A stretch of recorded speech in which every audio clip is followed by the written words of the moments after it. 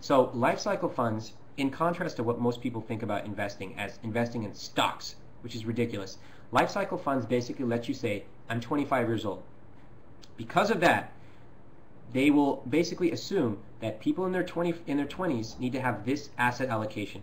Majority stocks, a little bit of bonds, a little bit of cash. As you get older, you want to change that. As your tolerance for risk decreases with age, you want to kind of change that. You don't want to have 95% in stocks, maybe 80%, and then 60%. If you are in your 40s, 50s, 60s, your asset allocation, in other words, the mix of how your investing looks, your portfolio, should be very different than if you're my age, if you're 26. Okay? If you're 65, you shouldn't be exposed to that much risk. Okay? And that's why I'm glad you guys are here to learn about personal finance, because you know if you're young, you are risk seeking. You want to take risk because you have 20, 30 years to let time mitigate that risk and actually earn a lot more. If you're 60, you have to preserve your capital. You can't afford to lose 50% of your money.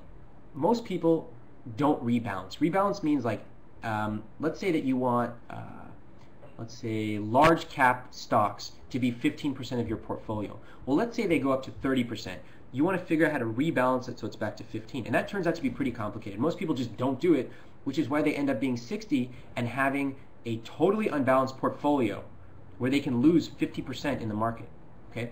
You don't want to have that happen. And that's why I recommend life cycle funds, because they do it for you. Life cycle funds, they're also called target date retirement funds. You can find these at Vanguard, TIAA, CREF, T. Rowe Price, any investment house. Okay?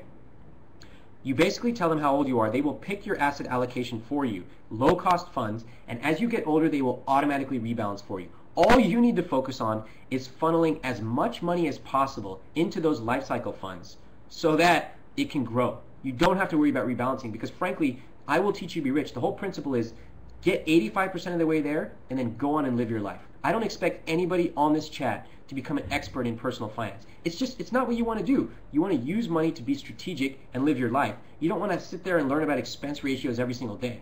All right? So it's not an extra cost for life cycle funds. It's actually cheaper than a lot of other funds. So I would recommend you take a look at them. Life cycle funds, also called target date retirement funds.